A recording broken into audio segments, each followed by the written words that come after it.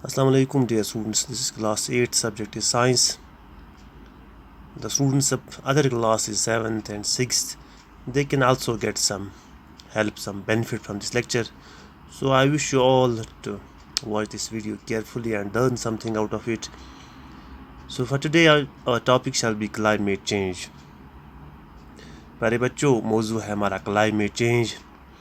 हमने इस लेसन में कुछ बातें पढ़ी एयर पोल्यूशन के मुताबिक, एयर पोल्यूशन के बारे में, वाटर पोल्यूशन के बारे में, ग्रीन हाउस इफेक्ट और बाकी चीज़ें हमने कुछ पढ़ी। तो हमने देखा कि जो माहौल है बिगड़ गया है, ख़राब हुआ है हमारी गलतियों की वजह से। तो इस ख़राब माहौल की वजह से हमारी ज़िंदगियों पर बड़ा बुरा असर पड़ रहा है। एक बुरा असर ये भी है कि क्लाइमेट चेंज हुआ है, मौसम में तब्दीली हुई है। तो आज हम कोशिश करेंगे जानने की कि क्लाइमेट चेंज क्या होता है। तो क्लाइमेट चेंज को समझने से पहले हमें दो टर्म्स डिफाइन करनी होंगी, एक तो है वेदर और है क्लाइमेट।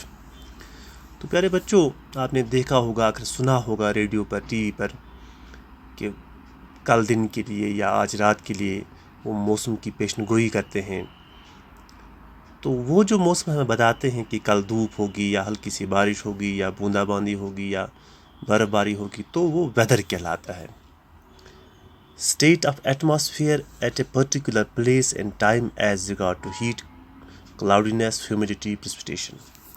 तो बच्चों, वेदर का मौसम होता है किसी इलाके में पहले तो कोई ख़ास मखसूस जगह होनी चाहिए, फिर उस मखसूस जगह के लिए एक मखसूस वक्त के लिए एटमॉस्फेयर में क्या कंडीशंस रहेंगी, क्या हालात रहेंगे, उस बारे में जब पेशनगोई होती है, उस बारे में जब कहा जाता है कि क्या हुआ पिछले वक्त में या क्या होने वाला है एक मखसूस वक्त के लिए एक मखसूस जगह में, तो हम उस जगह का उस वक्त के लिए हम उसका मौसम बताते हैं, वो उसका वेदर कहलाता है।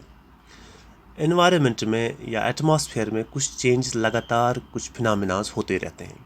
जैसे हमारे एटमॉस्फेयर में ह्यूमिडिटी होती है, नमी होती है, कभी कम होती है, कभी ज़्यादा होती है। हमारा एटमॉस्फेयर कभी खुश्क होता है, कभी तर होता है, नमी होती है।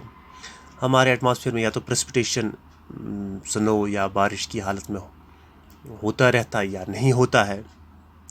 हमारे एटमॉस्फेयर में या तो बादल होते हैं या नहीं होते हैं, अगर होते हैं तो किस किस्म के हैं, किस डायरेक्शन में हैं, कितने बढ़ेंगे, कितने कम होंगे, या बाकी सनशाइन कितना होगा, कितने वक्त पे धूप खिलेगी, कितने वक्त बादल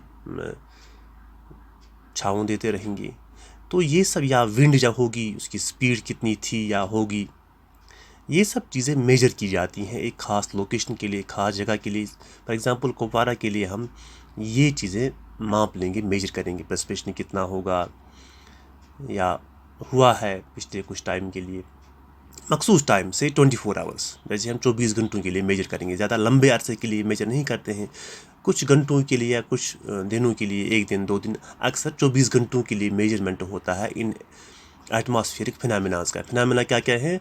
विंड कितना होगा, प्रेसिपिटेशन अगर होगी कितनी होगी, क्लाउडीनेस अगर है तो कितनी है, सनशाइन कितना होगा, टेम्परेचर कितना होगा, या बाकी चीज़ें, ह्यूमिडिटी कितनी होगी। ये सब चीज़ें जब हम मेजर करते हैं तो उनका एक एवरेज निकालते हैं, और वो उस वक्त के लिए, उस ख़ास पीरियड के लिए, उस ख़ास जगह के लिए उसका वेदर होता है, उसका मौसम होता है। तो आपने अक्सर सुना होगा रेडियो पे कि अगले 24 घंटों के लिए कश्मीर में आम तौर पर धूप छाई रहेगी, नमी इतनी होगी, 60% ह्यूमिडिटी होगी, बादल हल्के होंगे, गरज चमक के साथ छींटे होंगे। तो ये वहाँ का मौसम बन गया, वेदर बन गया। लेकिन इसके मुकाबले में जो क्लाइमेट है, weather conditions in an area और ए प्रोलॉन्ग्ड पीरियड। लेकिन जब यही वेदर कंडीशंस हम, जो ऊपर हमने वेदर कंडीशंस डिस्कस अभी की, यही वेदर कंडीशन जब किसी ख़ास इलाके के लिए, चाहे छोटा इलाका हो या बड़ा इलाका हो, उसके लिए मेजर करते हैं, लेकिन एक लंबे अरसे के लिए, मान लो 15 साल के लिए, 20 साल के लिए, 10 साल के लिए, हम यही वेदर पैटर्न्स जो हमने अभी पढ़ी, यही फिनोमेनास लगातार स्टडी करें, फिर उनका एक एवरेज निकालें, तो वो जो क्लाइमेटिक पैटर्न सामने आएगा कि इस इलाके का मौसम कैसा है उस लंबे अरसे के लिए, तो वो उस इलाके का एवरेज क्लाइमेट होगा सदियों के लिए, हज़ारों या सैकड़ों सालों के लिए, तो वो वहाँ का क्लाइमेट बन जाएगा। तो वेदर जो होता है वो एक मखसूस छोटे वक्फे के लिए वहाँ के मौसमी हालात होते हैं, जैसे 24 घंटों के लिए, और वो लगातार चेंज होता रहता है। लेकिन वेदर क्लाइमेट जो है वो किसी इलाके का जो मौसम होता है, लेकिन एक लंबे अरसे के लिए, और वही वहाँ का एवरेज मौसम होता है। उसी के मुताबिक वहाँ के जो एटमॉस्फेरिक फिनोमेनाज होते हैं, वेदर कंडीशंस होती हैं, उसी हिसाब से होती हैं वो। जैसे मान लो हम कश्मीर को कहते हैं कि कश्मीर का मौसम ठंडा है, तो इसका मतलब ये नहीं है कि यहाँ पे साल भर ठंड रहती है, लेकिन यहाँ पे जो एवरेज मौसम जो है उसमें अक्सर ठंड ही होती है।